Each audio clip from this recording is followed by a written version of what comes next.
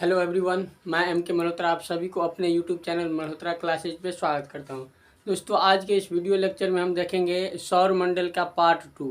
यदि आप पार्ट 1 नहीं देखे हैं तो इसका लिंक मैंने नीचे डिस्क्रिप्शन एवं ऊपर आई बटन पे दे दिया हूँ, तो आप लोग वहाँ से जाकर पार्ट 1 देख सकते हैं। तो चलिए शुरू करते हैं पार्ट 2। तो पार्ट 2 में हम देखेंगे सौर मंडल, यानी कि सौर मंडल जो है उसका शाब्दिक अर्थ क्या होता है, और इसके बाद सौर मंडल कहते किसे है, सौर मंडल में कितने ग्रह आते हैं, ये सब देखेंगे हम लोग। तो चलिए शुरू करते हैं। तो सौर मंडल को शुरू करने से पहले हम देख लेते हैं ग्रह क्या है, यानी कि प्लानेट। तो प्लानेट जो ग्रह जो है उसको अंग्रेजी में प्लानेट कहते हैं। ग्रह शब्द की उत्पत्ति यानी कि प्लानेट शब्द की उत्पत्ति ग्रीक के प्लेनेटाइज शब्द से हुआ है, जिसका मतलब होता है परिभ्रमक या सूर्य के चक्कर लगाने वाला। तो चलिए अब हम इसका डेफिनेशन देख लेते हैं। तो ग्रह जो है वह खगोलीय पिंड है जिसके पास अपना खुद का प्रकाश एवं उष्मा नहीं होता है। ये जो है सूर्य के प्रकाश से चमकता है। ग्रह ग्रह तो वह खगोलीय पिंड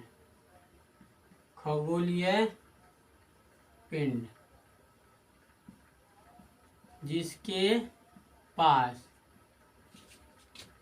अपना खुद का उष्मा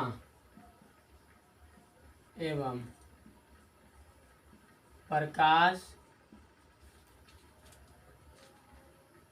नहीं हो, उसे ग्रह कहते हैं। यानी कि ग्रह के पास जो है अपना खुद का प्रकाश और उष्मा नहीं होता है, ये सूर्य के प्रकाश से चमकते हुए प्रतीत होता है। जब हम अंतरिक्ष से पृथ्वी को देखते हैं तो वह हमें चमकता हुआ प्रतीत होता है।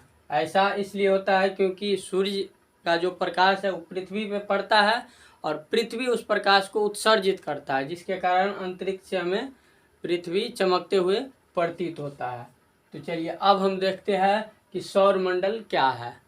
तो सौर मंडल शब्द जो है वो रोमन के सोल शब्द से लिया गया है, जिसका मतलब होता है सोल जो है रोमन शब्द के अंतर्गत सोल मतलब होता है सूर्य देवता, और उसी से निकला है सौर, जिसका मतलब होता है सूर्य से संबंधित रखने वाला।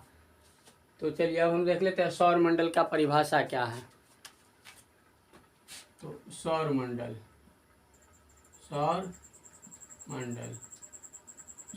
का परिभाषा है सूर्य, ग्रह, उपग्रह, उल्कापिंड, क्षुद्र ग्रह एवं अन्य खगोलीय पिंड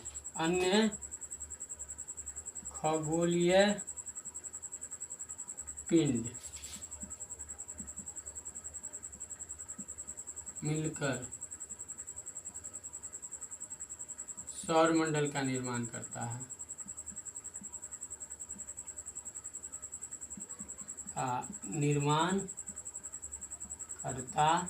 है। देखिए, सूर्य, ग्रह, उपग्रह, क्षुद्र ग्रह एवं अन्य खगोलीय पिंड मिलकर सौर मंडल का निर्माण करता है। और सौर मंडल का जो मुखिया होता है यानी कि प्रधान होता है वे सूर्य है। सौर मंडल का प्रधान कौन है? सूर्य। तो सौर मंडल का प्रधान सूर्य क्यों है? तो चूंकि सूर्य जो है सौर मंडल के मध्य में स्थित है, इसीलिए सूर्य को सौर मंडल का मुखिया कहा जाता है।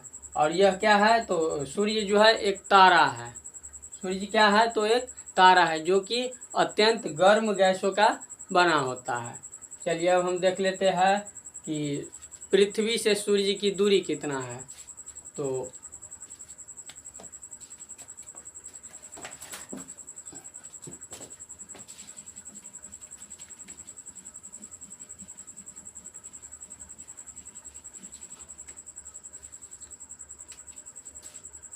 पृथ्वी से सूर्य की दूरी, तो पृथ्वी से जो है सूर्य की दूरी 15 करोड़ किलोमीटर है, 15 करोड़ किलोमीटर है। चलिए अब हम देखते हैं कि सूर्य के जो प्रकाश है उसको पृथ्वी पे आने में कितना समय लगता है। तो सूर्य के प्रकाश को पृथ्वी पे आने में कुल 8 मिनट 3 सेकंड लगता है।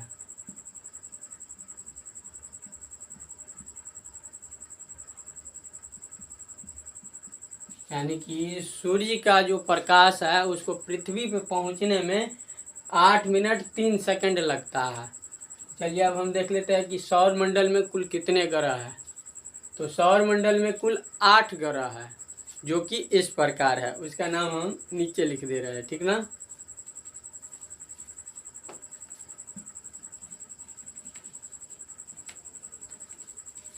तो इसका नाम इस प्रकार है, देखिए बुध से शुरू करेंगे और एक एक दिन का गैप छोड़ेंगे। बुध के बाद शुक्र के बाद रवि, तो रवि तो ग्रह है नहीं, रवि के बदले में हम लोग पृथ्वी बोलेंगे। इसके बाद रविवार के बाद सोम, तो सोम को छोड़ देना है मंगल, यानी कि मंगल। और मंगल के बाद बृहस्पति के बाद शनि के बाद अरुण और वरुण, यानी कि बुध। एक पे आता है बुध, 2 पे आता है शुक्र और 3 पे आता है पृथ्वी और 4 पे आता है मंगल और 5 नंबर पे आता है बृहस्पति और 6 नंबर पे आता है शनि, 7 पे आता है अरुण और 8 पे आता है वरुण। जो कि ये दूरी के हिसाब से है, यानी कि सूरज के सबसे नज़दीक ग्रह है बुध, इसके बाद दूसरा नज़दीक ग्रह है शुक्र, या तीसरा नज़दीकी ग्रह है पृथ्वी, चौथा नज़दीकी ग्रह है मंगल, 5वां नज़दीकी ग्रह है बृहस्पति और 6ठा नज़दीकी ग्रह है शनि और 7वां नज़दीकी ग्रह है अरुण और सूर्य से सबसे दूर वरुण ग्रह स्थित है। ये दूरी के हिसाब से लिखे है। तो इसका ट्रिक हम बोले थे आपको कि बुध से शुरू करना है और एक एक दिन का गैप करना है। तो बुध के बाद बृहस्पति, तो बृहस्पति को छोड़ देना है, शुक्र लेना है, शुक्र के बाद शनि, तो शनि को छोड़ के रवि, तो रवि मतलब होता है पृथ्वी, और रवि के बाद आता है सोम, तो सोम को छोड़ देंगे तो आता है इसके बाद मंगल, तो मंगल, इसके बाद बुध को छोड़ के बृहस्पति लेना है, बृहस्पति के बाद शुक्र को छोड़कर शनि लेना है। अब इसके शनि के बाद अरुण और वरुण आता है, यानी कि सूरज के सबसे नज़दीक ग्रह है बुध और सबसे दूर ग्रह स्थित है कौन, वरुण। तो चलिए देखिए, अगस्त 2006 ईस्वी से पहले हमारे सौर मंडल में कुल 9 ग्रह आता था, लेकिन अगस्त 2006 ईस्वी में प्लूटो ग्रह को क्या किया है, तो ग्रह के श्रेणी से निकाल के बाहर फेंक दिया, उसे बौने ग्रह कहते हैं, यानी कि उसको अब बौने ग्रह के अंतर्गत रखा गया है, यानी कि ड्वार्फ प्लानेट। तो चलिए अब हम देखते हैं कि इसको अंग्रेजी में क्या बोलते हैं। तो बुध को बोलते हैं मरकरी। अंग्रेजी का भी एक ट्रिक होता है, तो अंग्रेजी का ट्रिक है मैं very educated mother just serves us noodles. मैं से निकल जाता है मरकरी, इसके बाद वी से निकल जाता है वेनुस, ई से निकल जाएगा अर्थ और एम से निकल जाएगा मार्स और जे से निकल जाएगा जुपिटर और एस से निकल जाता है सैटर्न और यू से निकल जाता है यूरेनस